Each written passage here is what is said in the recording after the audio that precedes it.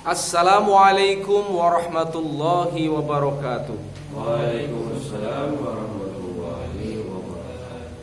Hamdan wa syukran lillah, salatan wassalaman ala rasulillahi amma ba'd. Hadirin rahimani wa rahimakumullah. Perkara yang paling penting dalam kehidupan kita ini, salah satunya adalah memakan makanan yang halal dan menghindari makanan yang haram. Mengapa demikian? Karena manusia itu bisa menjadi bahan bakar api neraka, tapi juga bisa tidak pasah dengan api neraka. Bergantung daripada manusia itu sendiri. Bila daging-daging manusia tumbuh dari perkara-perkara yang haram, nanti akan menjadi minyaknya api neraka yang akan menyala-nyala, membakar manusia itu sendiri, sampai pada akhirnya bersih dari dosa-dosa, kemudian Allah selamatkan dari api neraka. Daging-daging yang tumbuh dengan perkara yang haram maka akan menjadi pemicu sumber penyakit, baik penyakit hati maupun penyakit jasadiah, penyakit badan. Penyakit hati, orang yang sudah kebanyakan dosa nanti hatinya ini semakin gelap. Satu makanan haram yang dimakan maka akan menjadi satu bercak hitam dalam hatinya. Kemudian bertambah lagi bercak hitam yang lain. Bertambah lagi makanan yang haram, tambah bercak hitam. Begitu seterusnya, sehingga ketika hati hitam kelam, sudah tidak ada lagi nur di dalam hatinya, maka sudah tidak bisa melihat mana yang haram dan yang halal. Bahkan yang baik dan yang buruk itu sudah tidak mampu lagi. Kita bisa melihat itu karena ada dua cahaya, cahaya dari luar dan cahaya dari dalam. Kalau mata kita buta, walaupun lampunya menyala dengan terang benderang, kita bisa melihat apa enggak? Enggak. Sekarang sebaliknya, apabila kita dijauhkan dari cahaya, baik cahaya matahari, dari lampu dan sebagainya, walaupun mata kita normal, kita bisa melihat apa enggak? Kalau tidak ada cahaya yang masuk dalam mata kita itu bisa melihat apa enggak? Gelap gulita. Jadi kita bisa melihat karena ada berapa cahaya? Ada berapa cahaya? Dua cahaya. Zunnurain, dua cahaya. Dua cahaya ini, cahaya dari luar, cahaya dari dalam ini. Mas Asif fisika ini, Oke. Oleh karena itu, dalam urusan makan, urusan menggunakan harta orang lain, yang bukan haknya, harta negara dan sebagainya yang bukan haknya, itu para sahabat hati-hati sekali. Bahkan kemarin sudah kita dengarkan sama-sama kisahnya beberapa sahabat yang sangat hati-hati menggunakan harta bukan miliknya, harta negara. Salah satunya khalifah kelima yang sangat terkenal. Ada yang tahu siapa nama khalifah kelima itu? Umar bin Abdul Aziz. Ada yang tahu nggak apa keistimewaan daripada zaman khalifah yang kelima ini, Umar bin Abdul Aziz? Apa keistimewaan yang terjadi pada kekhalifahan Umar bin Abdul Aziz? Wah, betul kemakmuran yang luar biasa sangat makmur. Jadi orang Islam itu sangat makmur. Bahkan orang-orang non muslim, maaf ya, itu pada saat itu dia tahu bahwa ada hadis bahwa ad-dunya jannatul kafirin wasitnul mukmin ya. Jadi dunia ini penjara ya, dunia ini surga bagi orang-orang kafir dan juga penjara bagi orang mukmin ya. Tetapi pada saat itu melihat situasi makmurnya kekhalifahan Umar bin Abdul Aziz, mereka bertanya gitu. Mereka bertanya, katanya dunia ini penjara bagi orang mukmin, sidnul mukmin ya. Kenapa orang mukmin pada makmur-makmur seperti ini? Pada bertanya. Kenapa orang mukmin pada makmur-makmur seperti ini gitu ya? Pada bertanya gitu ya.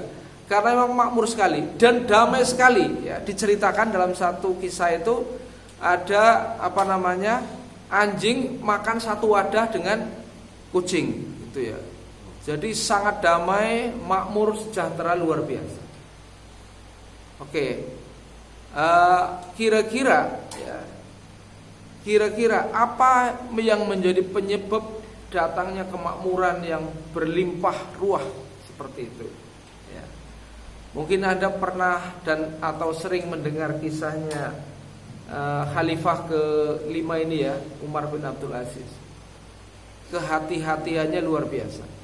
Kehati-hatian inilah yang sebenarnya menyebabkan daripada rahmat Allah dan pertolongan Allah Subhanahu wa taala. Karena kehati-hatian bagian daripada sifat takwa. Sifat takwa itu adalah kehati-hatian, takut apabila dia terjerembab kepada sesuatu yang diharamkan oleh Allah Subhanahu wa taala. Kan begitu. Nah, suatu saat hadirin rahimani wa rahimakumullah, ada keluarga daripada Umar bin Abdul Aziz ini yang datang menemui beliau di kantornya. Padahal sedang terjadi semacam rapat ya, diskusi di antara mereka orang-orang khalifah dan stafnya kan gitu ya. Maka ketika keluarga daripada Umar bin Abdul Aziz katakanlah ketok pintu itu siapa ya, dia dari luar mengatakan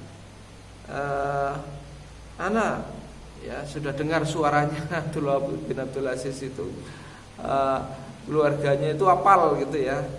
Maka lampunya dimatikan. Silakan masuk ya. Silakan masuk, tapi lampunya dimatikan ya. Lampu di kantor itu dimatikan. Nah, maka keluarganya ini bingung ini. Ya. Bingung sekali. Loh kok dimatikan apa? Gitu ya. Kalau bahasa kita mungkin sekarang gitu ya. Kok dimatikan itu ya.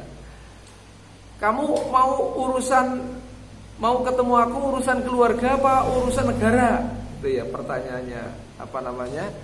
Umar bin Abdul Aziz ya.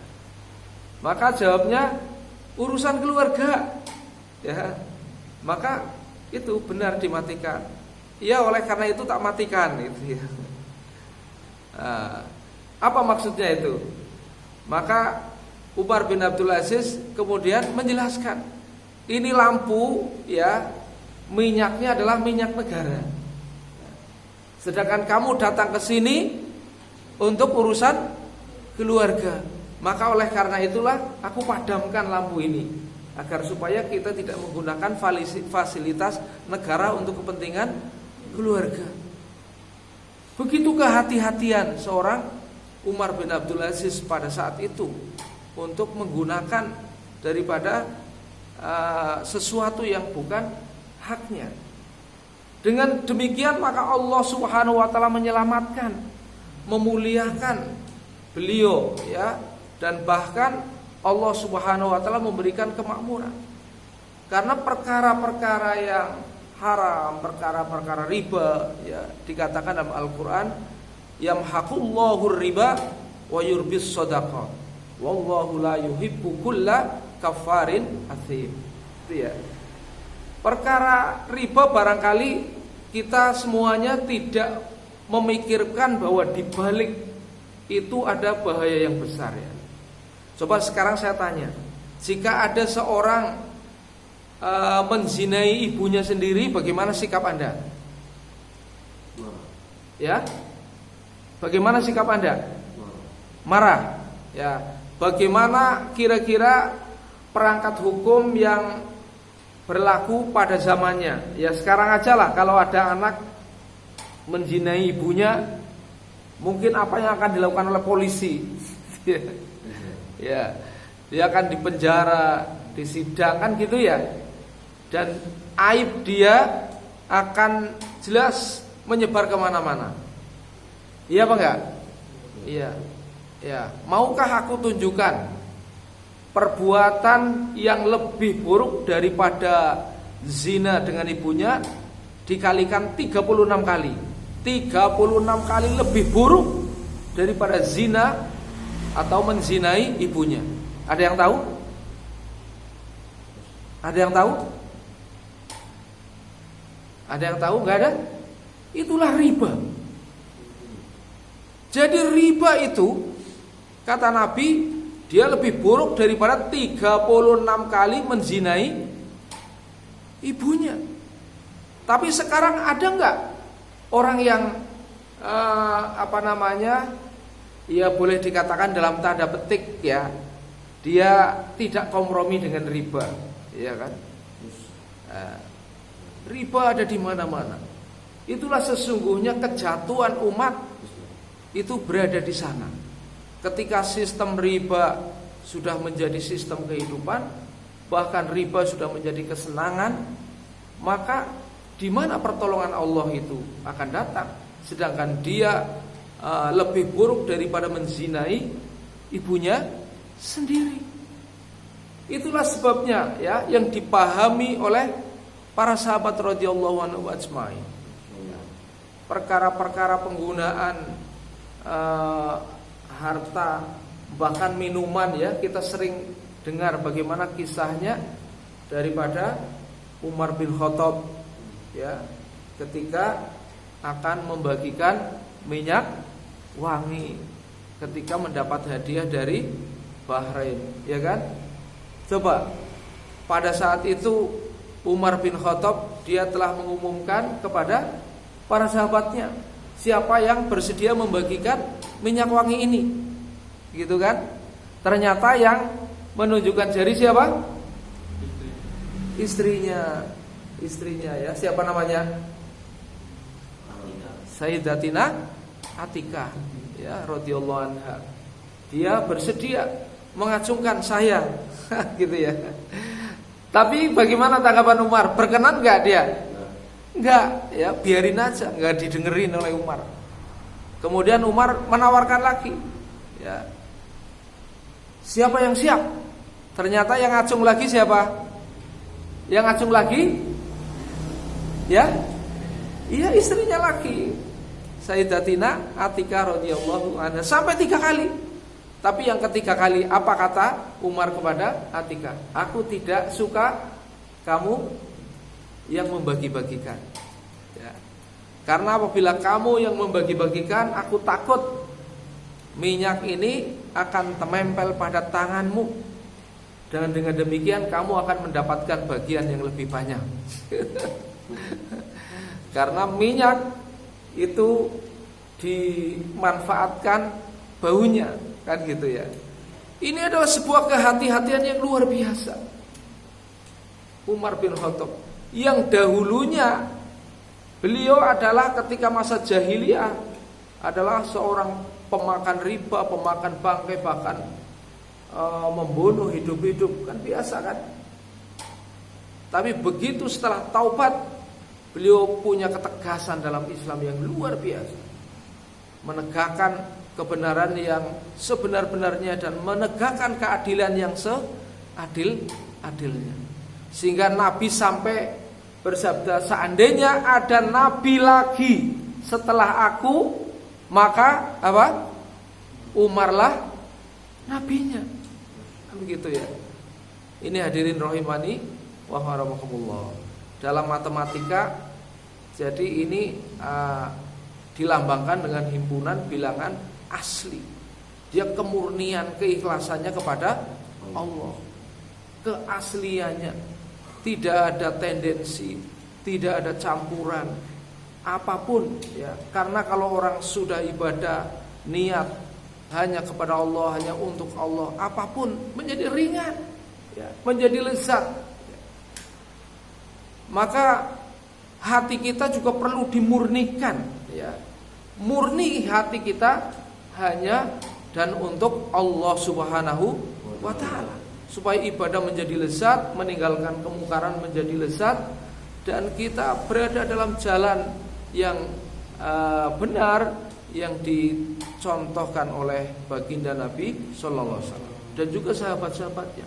Jadi sahabat Nabi itu, kata Nabi, ashabi kan nujum ya. Sahabatku itu seperti apa? Bintang ya. Bintang itu, maka apabila Anda ambil ya salah satu sahabat ini, dia akan memiliki memiliki sifat yang luar biasa, yang pandai, yang pantas ditiru ya. Tiap sahabat itu punya kelebihan masing-masing ya. Satu saat perlu kita kaji bagaimana karakteristik sahabat-sahabat yang punya kelebihan yang luar biasa dalam kehidupan kita, yang pantas menjadi contoh dan keteladanan kita. Semoga Allah membimbing kita selalu ke jalan yang benar. Amin ya rabbal alamin. Terima kasih atas perhatian, mohon maaf atas segala kurangan. Billahi taufiq wal hidayah. Wassalamualaikum warahmatullahi wabarakatuh.